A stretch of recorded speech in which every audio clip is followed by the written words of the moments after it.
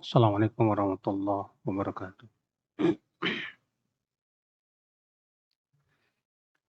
Innal hamdalillah nahmaduhu wa nasta'inuhu wa nastaghfiruh wa na'udzu billahi min syururi anfusina wa min sayyiati a'malina. Man yahdihillahu fala mudilla lahu wa man yudlil fala hadiya lahu. Asyhadu an la ilaha illallah wahdahu la syarika lah wa asyhadu anna Muhammadan abduhu wa rasuluh. Qala Allah Ta'ala fi kitabihil karim Ya ayyuhalladzina amanu taqullaha haqqa tuqatih wa la tamutunna illa wa antum muslimun amma ba'd. Kita lanjutkan ayyuhal ikhwah, masih membahas surat Al-An'am ayat 151, 152 dan 153. Sekarang kita masuk ke 152-nya. Di mana Allah Ta'ala berfirman,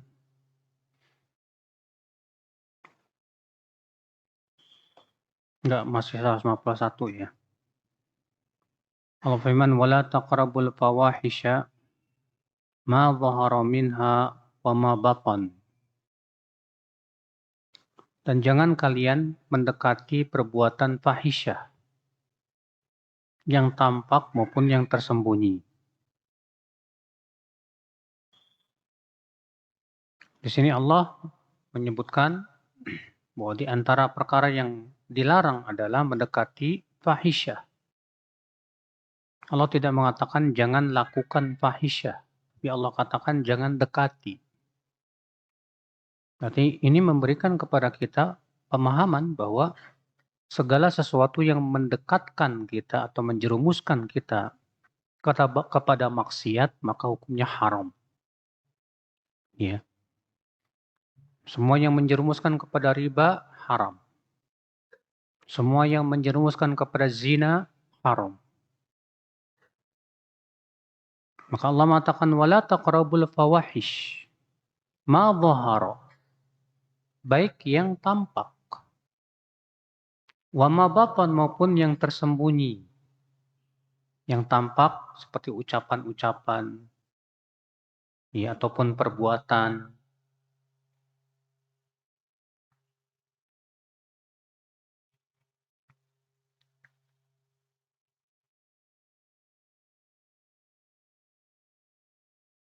Ya, seperti misalnya berdua-duaan dengan wanita yang bukan mahram.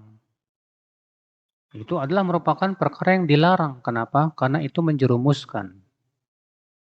Demikian pula Allah menyuruh untuk menundukkan pandangan. Iya.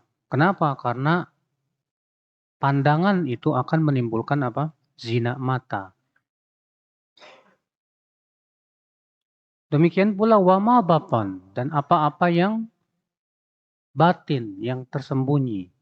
Seperti pikiran-pikiran yang tidak-tidak, niat-niat yang haram.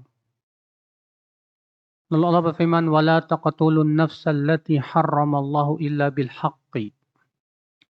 Dan jangan kalian membunuh jiwa yang Allah haramkan. Siapa jiwa yang Allah haramkan? Itu Muslim yang bersyahadat la ilaha illallah Muhammadar Rasulullah.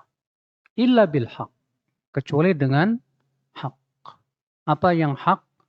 Itu dalam hadis disebutkan, ya. Hadis yang diriwayatkan oleh Bukhari dan Muslim dari hadis Abdullah bin Mas'ud, wa Rasulullah sallallahu alaihi wasallam bersabda, la yahillu damu mri'in muslim yashhadu an la ilaha illallah wa anna Muhammadar Rasulullah illa bi ihda thalath. As-sayyibu zani wan nafsu bin nafsi wat tarik li dinihi al-mufariq lil jamaah. Tidak halal darah seorang muslim yang bersyahadat la ilaha illallah Muhammadar Rasulullah kecuali dengan 3. Yang pertama, orang yang sudah menikah berzina, maka ini dirajam.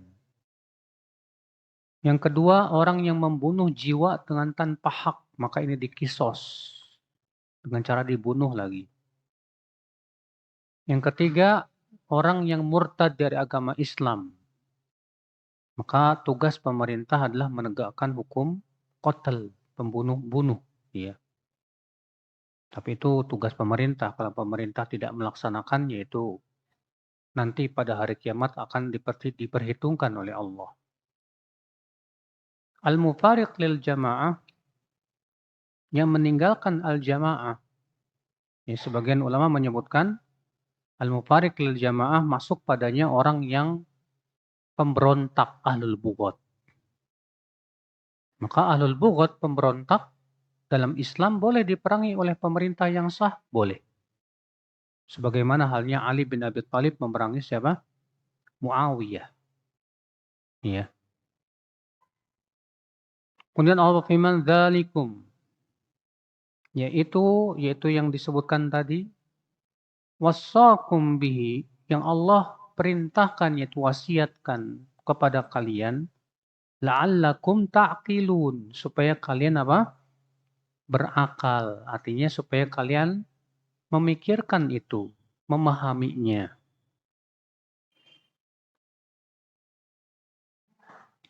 Kemudian Allah berfirman di ayat selanjutnya, "Wala taqrabu malal yatim illa billati hiya ahsan hatta yablugha ashuddah."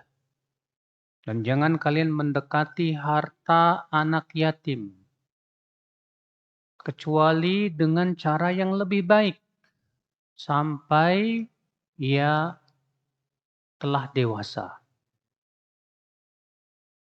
Kata Ibnu Athiyah, "Hadza nahyun 'am 'anil alladhi ya'ummu wujuhat tasarruf." Ini larangan secara umum ya untuk mendekati harta anak yatim. Siapa sih anak yatim itu, Pak? Itu anak yang ayahnya meninggal dalam keadaan ia masih belum balik. Adapun kalau dia sudah balik dan sudah rasyid, maka tidak disebut anak yatim. Ya. Disebut anak yatim itu kalau belum balik. Ya.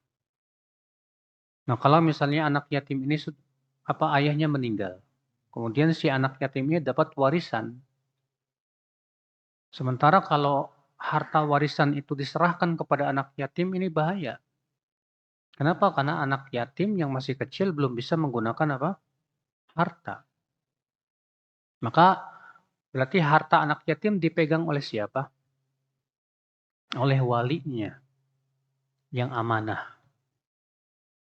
Ya, oleh walinya yang Yang amanah. Nah, Allah Subhanahu wa taala mengingatkan kepada wali si anak yatim ini yang memegang harta anak yatim bahwa tidak boleh mendekati harta anak yatim. Kecuali apa? Kecuali dengan yang lebih ahsan. Apa itu? Ya, kata Imam Mujahid, at-tijaratu fih, yaitu memutar supaya uangnya tidak habis oleh zakat. Diputar, dibisniskan supaya berkembang, berkembang, berkembang. Ya. Hatta yablugha asyuddah, sampai ia telah rasyid, telah paham, telah balik. Ya. Kata Imam Malik, yang dimaksud dengan firman Allah hatta yablugha asyuddah ay huwa rusydu wa zawalus safah ma'al bulugh. Dia balik, tapi bukan cuma balik, Pak. Tapi juga dia bisa menggunakan harta. Karena ada orang yang sudah balik, tapi kalau menggunakan harta nggak bisa dia, Pak. Iya. Maka syaratnya dua. Yang pertama balik, yang kedua Rasyid. Iya. Dan ini juga pendapat Zaid bin Aslam, Sya'bi dan Rabi'ah. Lalu Allah berfirman, "Wa auful kaila wal mizana bil qist." Dan laksanakanlah kail, takaran, wal mizan dan timbangan dengan adil. Artinya tidak boleh mengurang-ngurangi, Pak. Ya. Karena Allah mencela, bahkan mengancam dengan neraka wail orang yang mengurang-urangi timbangan. Allah berfirman, wailul lil mutaffifin. Wail, neraka wail buat siapa? Al-mutaffifin. Siapa al-mutaffifin? Itu mengurang-urangi timbangan. Ya. Lalu setelah Allah menyebutkan perintah untuk menimbang dan menakar dengan benar dan adil, lalu Allah mengatakan apa? La nukallifu nafsan illa wus'aha. Kami tidak membebani jiwa kecuali sesuai dengan apa? Kemampuannya. Artinya kata Ibnu Katsir, man ijtahada bi ada'il haqqi wa akhadahu fa in akhta'a ba'da istifragil wus'i wa badli juhdihi fala haraja alaih. Artinya orang yang sudah bersungguh-sungguh untuk bersikap apa? Adil, tidak mengurang-urangi, tidak. Bahkan dia berusaha untuk melebihkan. Tapi subhanallah, qadarullah, ternyata apa? Ada kekurangan juga. Setelah dia mengeluarkan seluruh kesungguhan. Maka pada waktu itu tidak ada dosa buat dia. Makanya Allah mengatakan kami tidak membebani jiwa kecuali sesuai dengan kemampuan. Kalau memang sudah mengeluarkan kemampuan dan qadarullah salah, ya sudah. Ya. Lalu Allah berfirman, wa idza qultum fa'dilu. Dan apabila kalian berkata, berucap-ucap, maka bersikap adillah. Walau kana dza qurba, walaupun kepada karib kerabat. Iya. Kata Ibnu Katsir, hadza amrun bil adli fil qawli wal fi'l al qaribi wal ba'id. Ini perintah untuk bersikap adil dalam ucapan dan perbuatan, baik kepada kerabat dekat maupun jauh. Iya. Ini yang paling susah, Pak. Yang membuat kita itu tidak bisa adil dua, Pak. Yang pertama, kita benci sama dia. Atau yang kedua, kita sedang dekat banget sama dia. Kalau lagi benci, seringkali kita tidak bersikap adil. Demikian pula ketika sangat cinta, demikian pula terkadang seringkali tidak bisa kita bersikap adil. Makanya Allah mengatakan, وَلَا يَجْرِمَنَّكُمْ شَنَآنُ قَوْمٍ عَلَى أَلَّا تَعْدِلُوا i'dilu hu aqrabu littaqwa. Jangan sampai kebencian kalian kepada suatu kaum membuat kalian tidak bersikap adil. Bersikap adillah kata Allah, itu lebih dekat kepada ketakwaan. Iya. Berkata Al-Hanafi, al-adlu fil qaul fi haqqil wali wal adu la yataghayyar fil ridha wal ghadab bal yakunu 'alal haqqi wa in kana dha qurba. Fala yaminu ilal habibi wal qarib. Sikap adil dalam ucapan itu baik kepada orang yang kita cintai maupun yang kita musuhi. Maka jangan sampai sikap adil itu berubah. Baik ketika ridho maupun ketika marah. Iya. Kapan sih Pak sesuatu itu disebut adil Pak? Disebut adil itu kalau sesuai dengan perintah Allah. Kalau tidak sesuai dengan perintah Allah, disebut nggak adil. Walaupun menurut kita itu apa? Adil. Iya. Kemudian Allah berfirman, wa bi'ahdillahi aufu. Dan dengan janji Allah, hendaklah kalian laksanakan. Kata Ibnu Jarir At-Tabari, ay biwasiyatillah ta'ala allati wasakum biha fa'aufu. Artinya dengan wasiat-wasiat Allah yang telah Allah sebutkan itu, hendaklah kalian melaksanakannya. Ya. Wa ifa'u dzalik, dan melaksanakannya adalah dengan cara apa? Bi an yuti'uhu fima amarahum bih wa nahahum an. Itu dengan cara menaati Allah dalam perintahnya dan larangannya. Wa an ya'malu bi kitabihi wa sunnati rasulih sallallahu alaihi wasallam. Dan dengan mengamalkan Al-Quran dan sunnah. Wa dzalika huwal wafa bi ahdillah. Dan itulah yang dimaksud dengan melaksanakan perjanjian dengan Allah. Karena setiap kita ini Pak, sudah diambil perjanjiannya oleh Allah Subhanahu wa taala. Allah berfirman, "Wa id akhadha rabbuka min bani adama min zuhurihim dzurriyyatahum." Ya, wa asyhadahum ala anfusihim alastu bi rabbikum? Qalu bala. Dan ingatlah ketika Allah mengambil perjanjian dari keturunan anak Adam, ya, dan Allah mempersaksikan kepada mereka, bukankah aku Tuhan kalian? Mereka berkata, benar ya Allah. Ya. Lalu Allah berfirman, "Dzalikum wassaqum bihi la'allakum tadhakkarun." Itulah yang Allah wasiatkan kepada kalian dengannya, agar kalian mau ingat. Tatta'idun wa tantahuna amma kuntum fih. Artinya kalian mengambil pelajaran dari situ. Dan kalian pun ya berhenti dan tidak melaksanakan hal-hal yang dilarang itu. Kemudian Allah berfirman di ayat yang ke-153. Wa anna hadza sirati mustaqima fattabi'u wa la tattabi'us subul fatafarraqa bikum an sabilih. Dan bahwasanya inilah jalanku yang lurus, maka ikutilah. Dan jangan kalian mengikuti jalan-jalan selainnya. Niscaya jalan-jalan selainnya itu akan memecah belah kalian dari jalannya. Perhatikan Pak. Di sini Allah mengatakan, ya, jangan mengikuti jalan-jalan selain jalan yang lurus. Lalu Allah menyebutkan, kenapa kita tidak boleh mengikuti selain jalan yang lurus?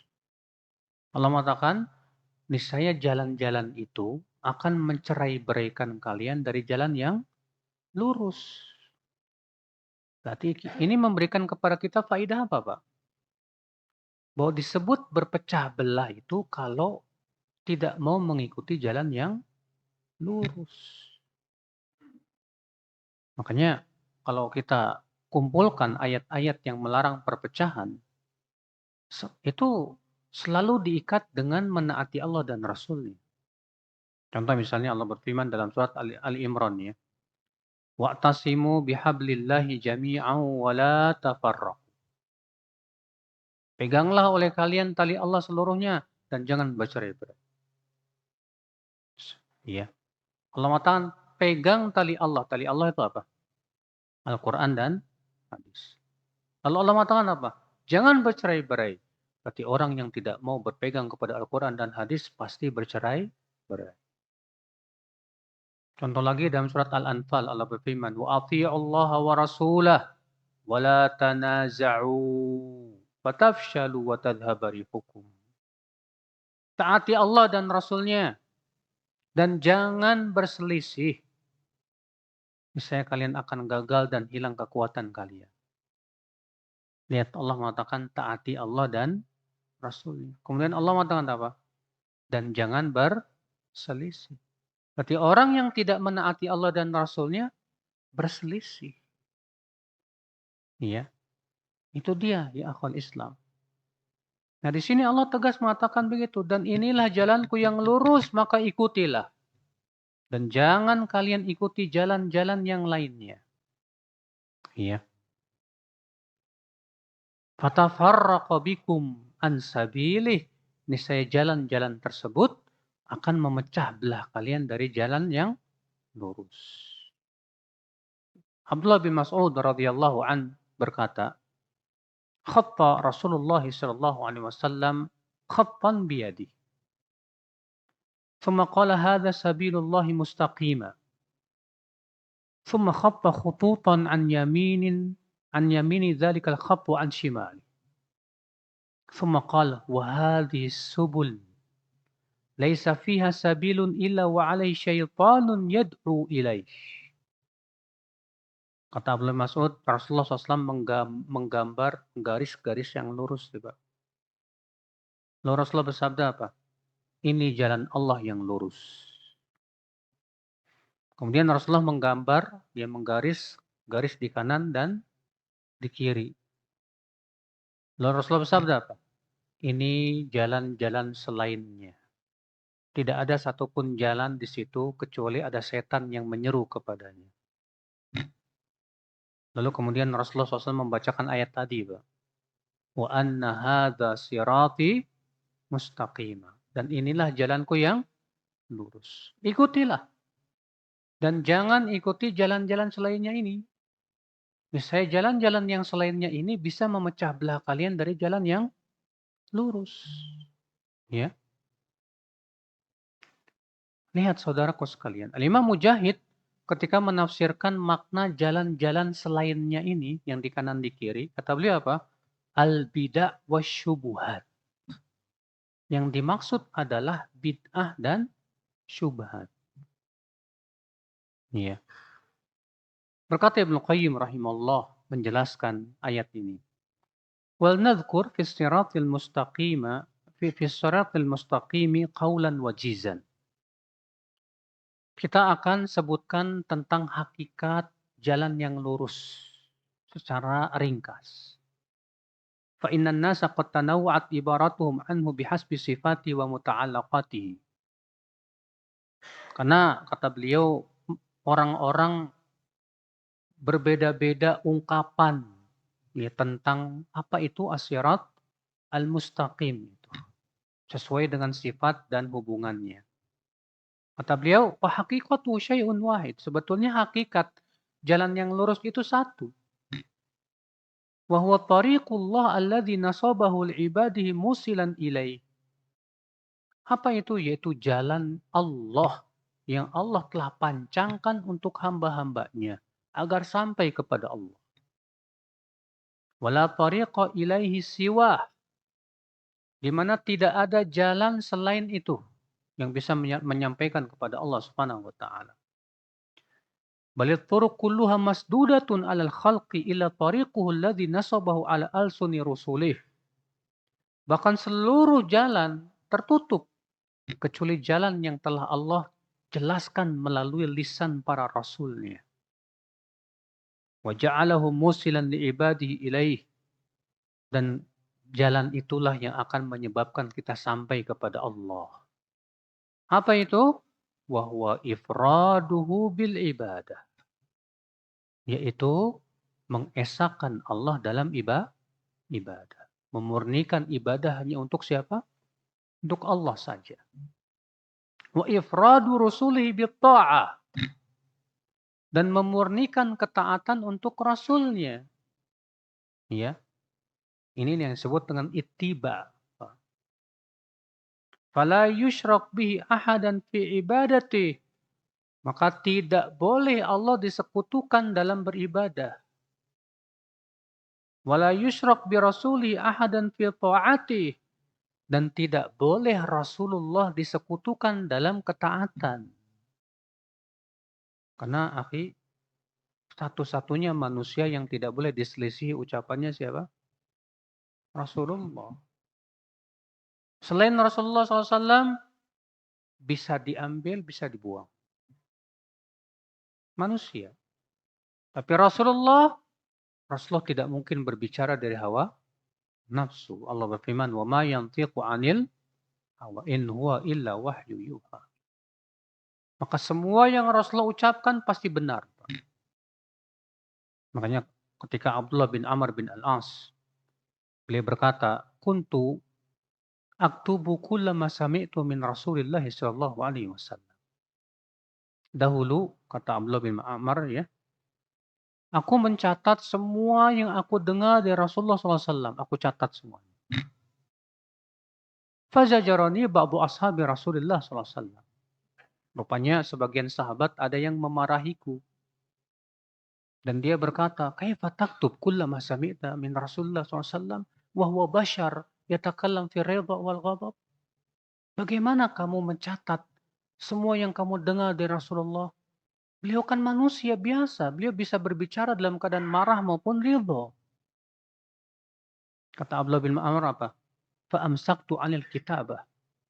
Maka aku pun semenjak itu tidak mencatat lagi. Tsumma sa'altu Rasulullah SAW. Kemudian setelah itu aku bertanya kepada Rasulullah SAW tentang itu. Apa kata Rasulullah? Uktub. Fawalladzi nafsi biyadih. Ma kharaja minhu ilal haq. Tulis saja. Demi zat yang diriku berada di tangannya. Tidak ada yang keluar dari mulutku ini kecuali kebenaran. Iya. Maka semua yang diucapkan oleh Rasul pasti kebenaran. Beda dengan kita manusia. Setinggi apapun ilmunya ulama, Pak, tidak akan lepas dari apa? Kesalahan. Kata beliau, fayujarrad at-tauhid. Maka murnikan tauhid hanya untuk Allah. Wayujarrad mutaba'atur rasul. Dan murnikan ittiba itu kepada Rasulullah sallallahu alaihi wasallam. Wa hadza kulluhu madmunu syahadat an la ilaha illallah. Dan inilah kandungan syahadat la ilaha illallah Muhammad Rasulullah. Ya. Fa ayyu syai'in fussira bis siratul mustaqim fahuwa dakhilun fi hadainil aslain. Maka penafsiran apapun tentang siratul mustaqim, maka ia masuk pada dua pokok tadi. Mentauhidkan Allah dalam ibadah dan mentauhidkan Rasulullah dalam apa? Ittiba. Iya. Wa nuqtatu dzalik. Kemudian beliau menyebutkan tentang apa? Intisarinya. Kata beliau intisarinya adalah antuhibbahu biqalbik wa turdiyahu bijuhdika kullihi. Yaitu kamu berusaha mencintai Allah dengan seluruh hatimu. Ya. Dan kamu berusaha untuk meridhokan Allah dengan seluruh kesanggupanmu. Fala yakunu fi qalbika mawdhi'un illa ma'muran bihubbih. Tidak ada satupun tempat di hatimu kecuali sudah makmur dengan cinta kepada Allah.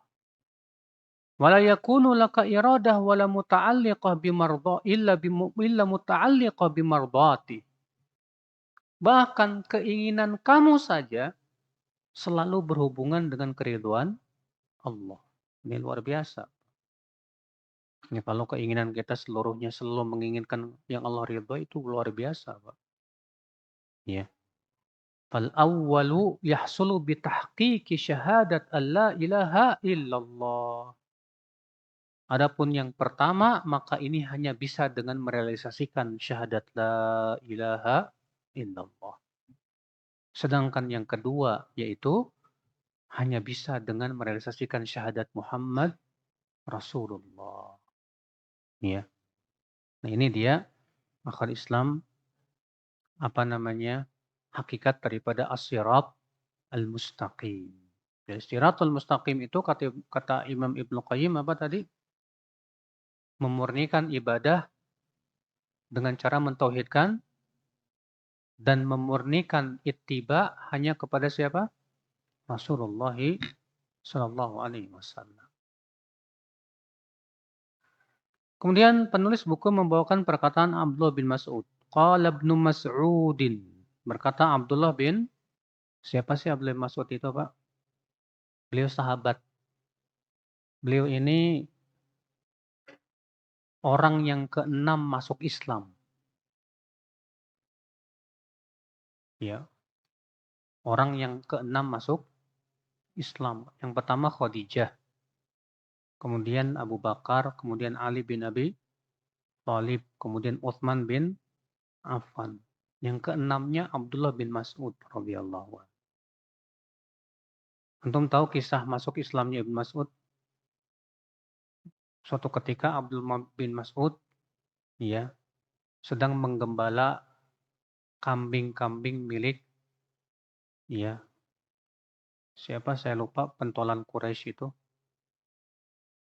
Kemudian datanglah Rasulullah SAW bersama Abu Bakar. Kemudian Rasulullah bertanya, apakah engkau memiliki susu kambing? Kata Ibn Mas'ud, enggak ada. Karena memang waktu itu lagi musim apa? Kering. Lalu Rasulullah bersabda, Apakah ada kambing betina yang belum dikawini oleh pejantan?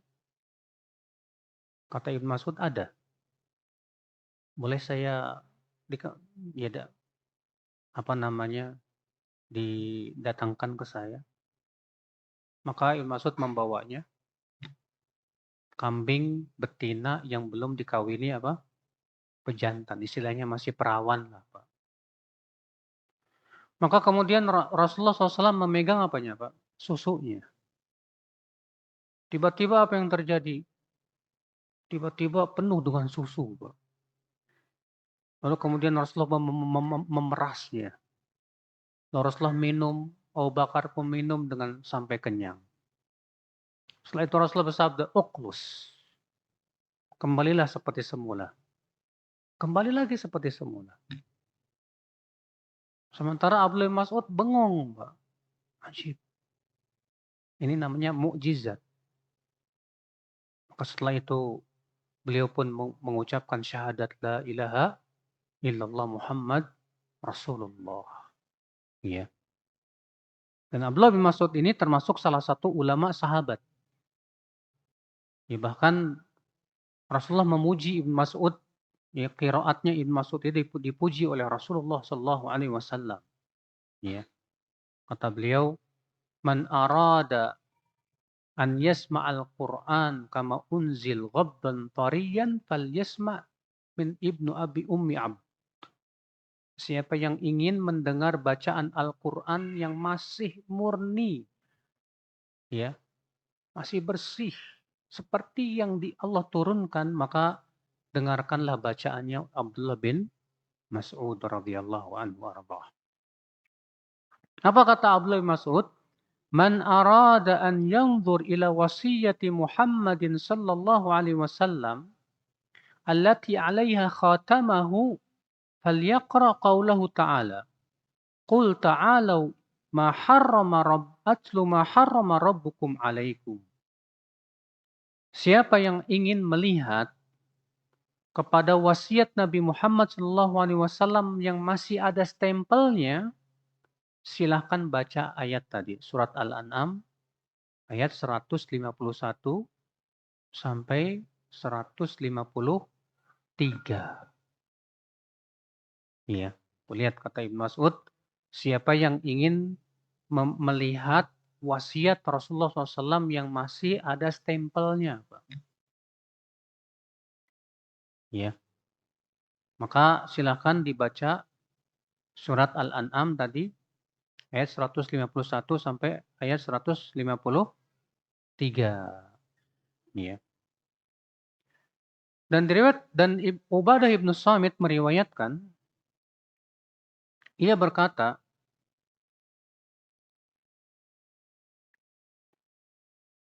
Rasulullah SAW bersabda, "Ayyukum yubayyi'uni ala haula'il ayatis salat." Siapa di antara kalian yang mau membaiat aku untuk mengamalkan 3 ayat tadi? Iya. Lalu kemudian Rasulullah menyebutkan apa? Ayat tadi.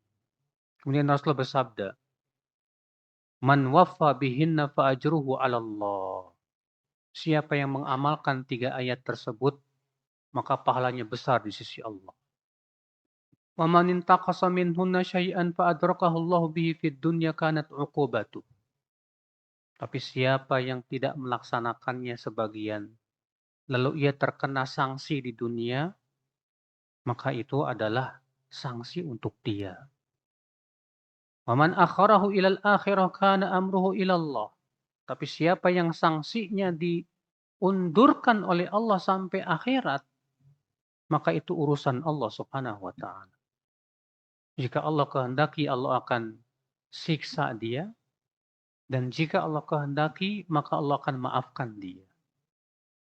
Ini dikeluarkan oleh Ibnu Abi Hatim Al-Hakim, namun sayang sanadnya dhaif. Ya, sanadnya dhaif. Kenapa demikian? Karena ya, di situ ada perawi yang bernama Sufyan bin Husain. Dia meriwayatkan dari Az-Zuhri.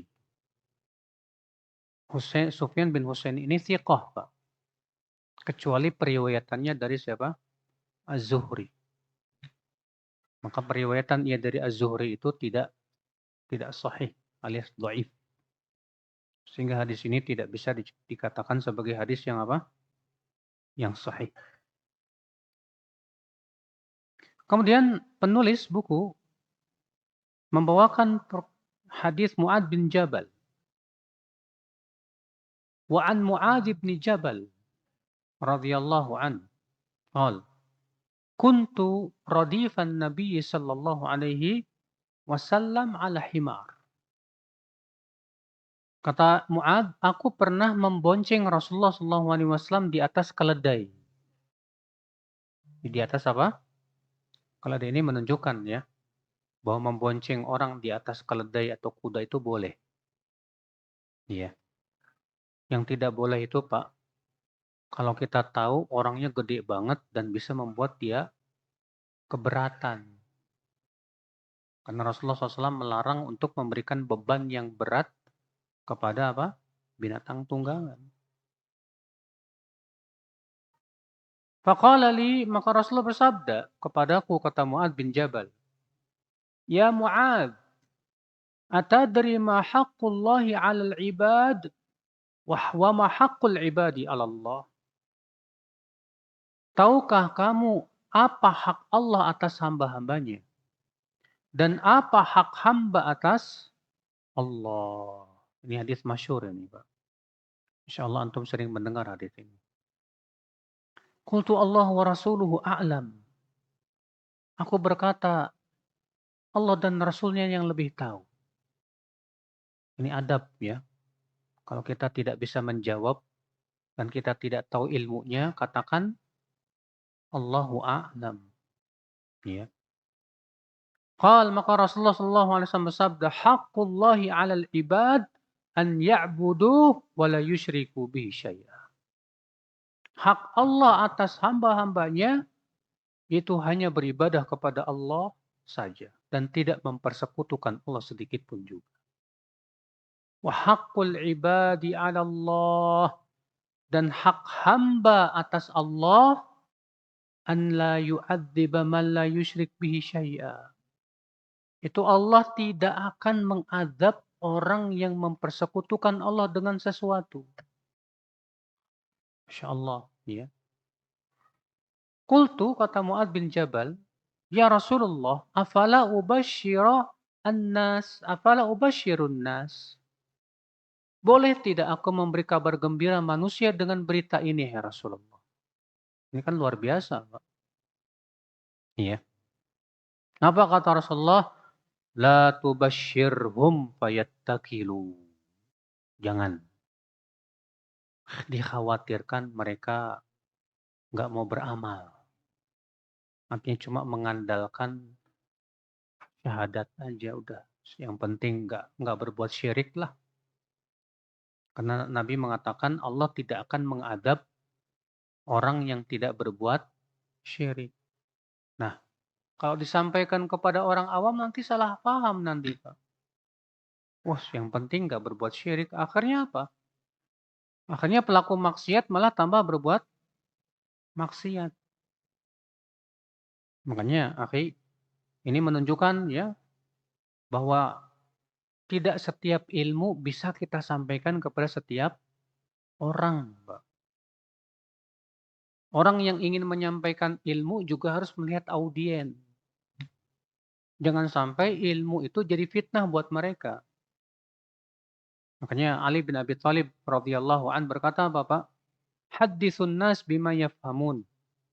Aturidu an yukadzdzab Allah wa rasuluh. Berbicaralah kepada manusia sesuai dengan tingkat pemahaman mereka. Apakah kamu ingin Allah dan Rasulnya didustakan? Artinya apa? Terkadang manusia mendustakan itu bukan karena mereka ingin mendustakan.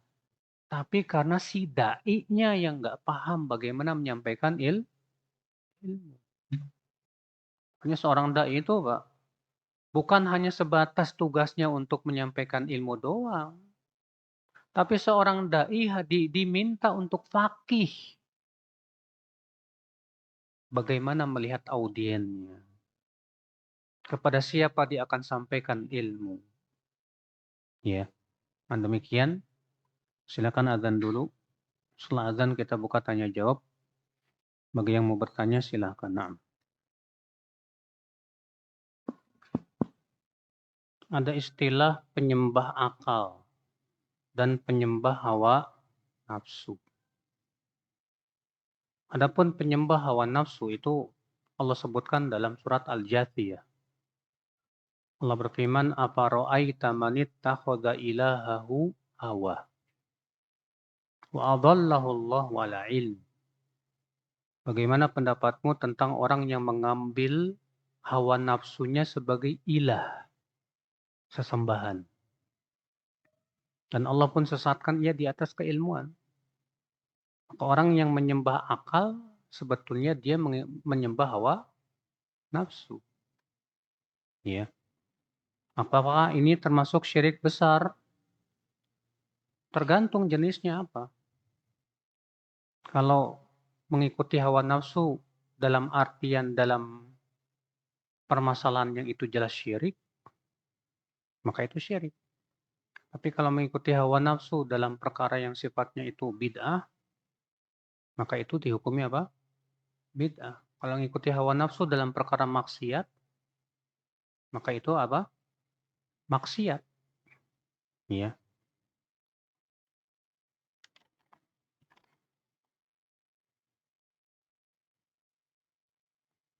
Di kantor ada seminar puberitas yang bahasanya terlalu vulgar dan seminar itu dilakukan di masjid. Saya bertanya kenapa dilakukan di masjid? Namun ada yang menjawab bahwa Ali bin Abi Thalib pernah menjelaskan hal vulgar di masjid. Mana ada riwayatnya? Yang kita jadikan sandaran itu Al-Quran dan hadis. Coba antum lihat bahasa Al-Quran. Allah ketika menyebutkan tentang bersetubuh, bagaimana Allah menyebutkan kata-kata bersetubuh dengan bahasa yang sangat halus sekali. Allah berfirman, "Aula mastumun nisa." Atau kalian menyentuh wanita. Apa kata Ibnu Abbas? Maksudnya menyetubuhi. Tapi Al-Quran tuh bahasanya apa? Halus. Bagaimana Rasulullah SAW? Vulgar boleh kalau memang dibutuhkan. Kalau memang apa? Dibutuhkan. Contoh misalnya, ketika para ulama menyebutkan batasan kapan seorang suami istri bersetubuh dan wajib mandi. Maka disebutkan batasannya, yaitu ketika ini telah masuk begini dijelaskan. Terpaksa vulgar, gimana lagi? Sebab kalau tidak jelaskan, orang tidak paham. Iya, boleh memang kalau memang sangat dibutuhkan. Iya.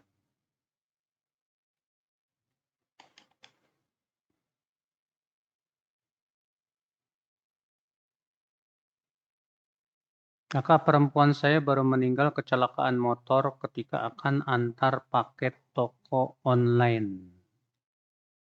Apakah dia mati syahid, Ustadz? Syekh bin Baz pernah ditanya tentang orang yang mati tabrakan. Maka kata Syekh bin Baz, orang yang mati tabrakan itu sama hukumnya dengan sahibul hadam. Apa itu? Yang mati terkena reruntuhan. Itu sama kata beliau. Dan Rasulullah menyebutkan bahwa orang yang mati karena terkena reruntuhan itu syahid.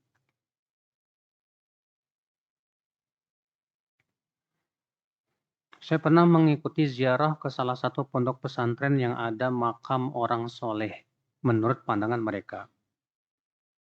Di sana ada pembacaan manakib, ya, dan lain-lain, dan diberi air mineral, ya, agar dibuka airnya. Apakah ini bisa termasuk kesyirikan ya Ustadz? Pertama, Pak, membacakan manaqib dan salawatan di kuburan dengan keyakinan di situ lebih utama, ini jelas tidak ada dalilnya. Ini bisa masuk dalam perkara bid'ah dalam agama. Tidak pernah para sahabat melakukan itu di kuburan Rasulullah. Padahal adakah kuburan yang lebih mulia dari kuburan Rasulullah SAW? Tidak ada. Tapi para sahabat tidak ada yang melakukan itu. Makanya Rasulullah tidak pernah membaca Quran di kuburan para sahabat. Atau manakiban misalnya dan yang lainnya. Apa pernah antum dapatkan hadis Rasulullah ziarah kubur, Rasulullah baca Quran sama para sahabat bareng-bareng di situ? Nggak ada. Ada, tapi kata Ibnu Hajar riwayatnya palsu. Apa pernah antum mendengar riwayat para sahabat datang beramai-ramai ke kuburan Rasulullah SAW baca Quran di situ? Ya. Adapun riwayat Ibnu Umar yang mengatakan, kalau aku meninggal, tolong bacakan Al-Baqarah di kuburanku. Itu riwayat yang dhaif. Karena di dalam sanadnya ada perawi yang majhul. Yang bernama Abdurrahman bin Al-Lajlaj. Iya. Kata itu, mana dalilnya? Kalau itu baik, tentu yang pertama kali melakukannya siapa dong? Rasulullah dan para sahabatnya. Kemudian yang kedua, kalau misalnya mereka punya keyakinan bahwa mayat bisa memberi syafaat tanpa izin Allah, maka ini syirik. Karena syafaat itu hanya milik siapa? Milik Allah saja. Iya. Makanya kita lihat nih, perbuatan-perbuatan yang ada di kuburan ini tidak semuanya syirik, Pak. Ada yang bid'ah, ada yang syirik. Kita lihat keadaannya seperti apa.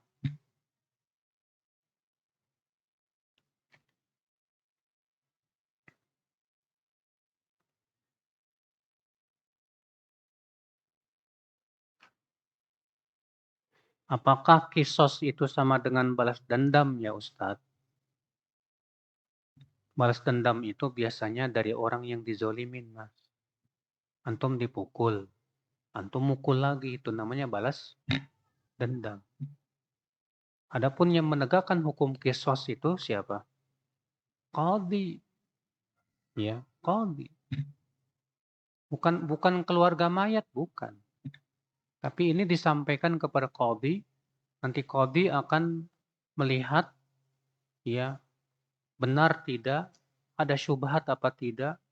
Setelah semuanya terpenuhi dan memang jelas dia memang membunuh, baru ditegakkan hukum kisos.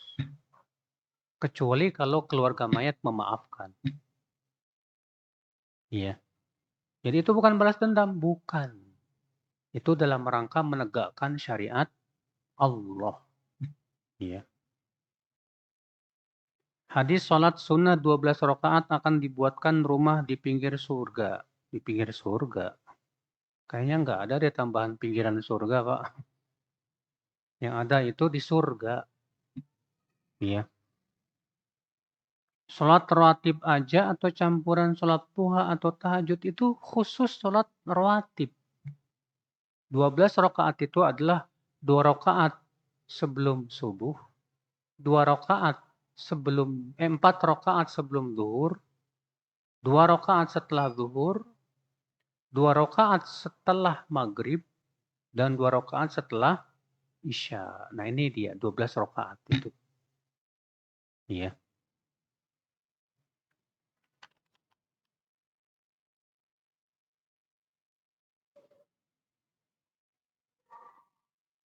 Apakah dosa syirik dan zina bisa diampuni? Diampuni kalau taubat. Bukankah para sahabat rata-rata mereka semua tadinya orang-orang musyrik yang kemudian masuk Islam? Siapapun orang yang bertaubat kepada Allah, Pak, sebesar apapun dosanya, Allah pasti ampuni dosa. Asal dengan taubat yang benar ya. Makanya disebutkan dalam hadis riwayat Tirmidzi, Allah Ta'ala berfirman apa? Ya ibna Adam, lau balaghat dunubuka ananas sama, thumma astaghfartani ghafartu lak. Hai anak Adam, kalaulah dosamu memenuhi langit, kemudian kamu minta ampun kepadaku, aku pasti ampuni kamu. Iya. Tidak ada dosa yang tidak diampuni, Pak. Kecuali kalau dia mati di atas syirik dan dia tidak minta ampun, tidak taubat. Maka ini orang kekal dalam api neraka.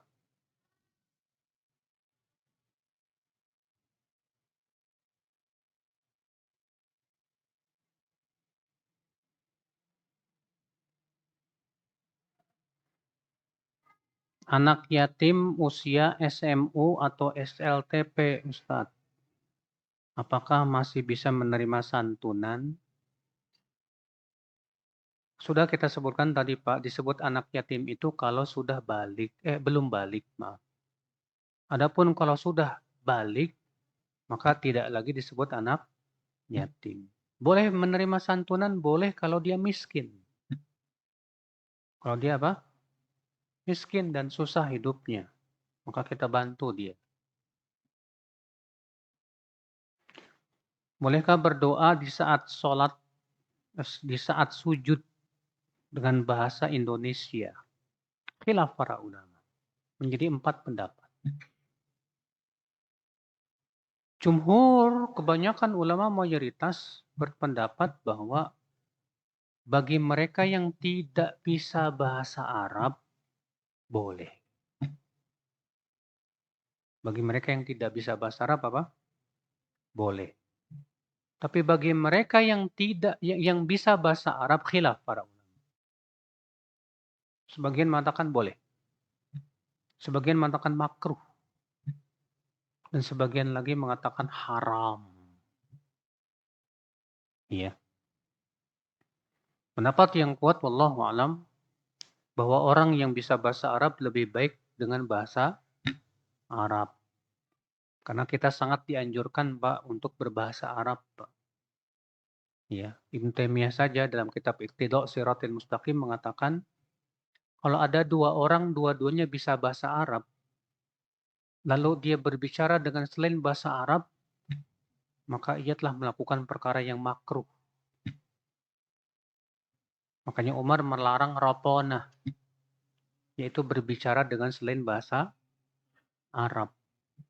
Maka antum punya teman, antum punya teman dan antum bisa bahasa Arab, teman antum bisa bahasa Arab, sangat ditekankan berbicara bahasa Arab. Kecuali kalau teman antum nggak bisa bahasa Arab, antum ngomong bahasa Arab sendiri, dia bingung, bengong. Iya, iya.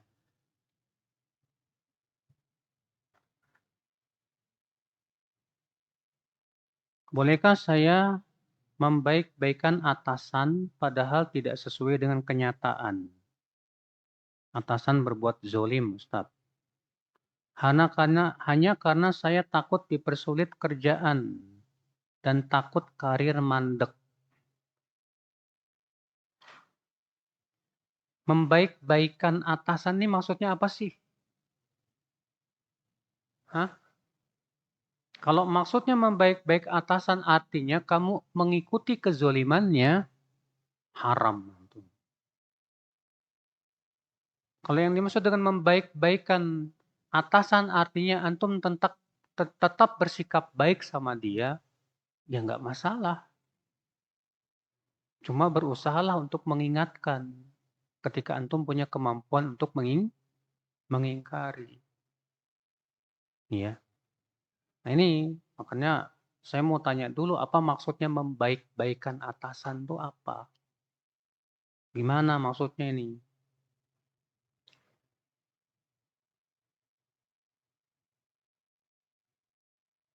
Saya kelas 2 SMA. Di akhir semester akan ada ujian praktek senam dan pakai musik. Gimana Ustadz? Nah lo. Ini memang tantangan buat kamu. Iya. Kalau senamnya doang sih ya, yang sifatnya kesehatan boleh-boleh aja. Ya. Kalau ini ikhwan ya. Tapi yang jadi masalah itu pakai musiknya itu loh. Jadi gimana dong Ustaz? Ya udah antum senam aja nggak usah dengerin musik. Artinya jangan antum nikmati musiknya. Kalau antum belanja di mall, lalu di mall ada musik.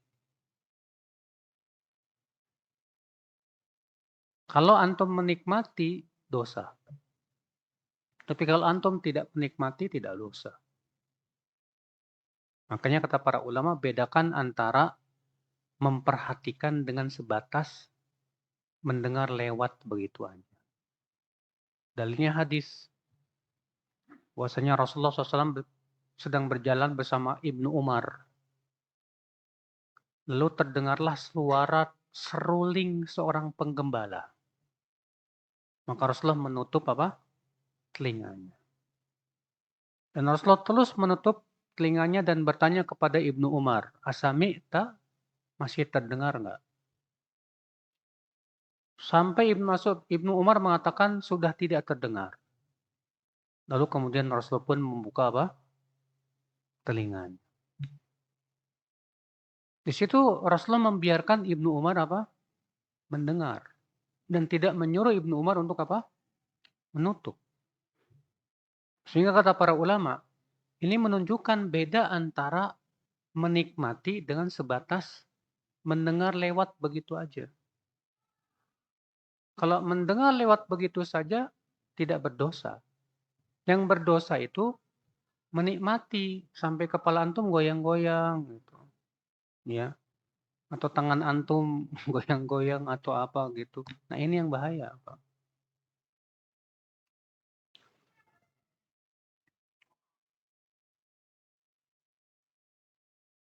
Sedekah makan dan minum bisa digolongkan kepada sedekah jariah kah, Ustaz? Sedekah jariah itu, Pak, yang barangnya terus terpakai terus, Pak. Seperti masjid dipakai terus. Seperti antum ngebor air, airnya terus dipakai. Selama terus dipakai, maka pahalanya apa? Ngalir terus. Pakaian, antum berikan pakaian kepada fakir miskin. Selama baju itu dipakai, pahala terus antum. Mushaf Al-Quran antum simpan di masjid. Selama itu mushaf dibaca orang, pahala terus. Itu namanya apa? Jariah. Ya.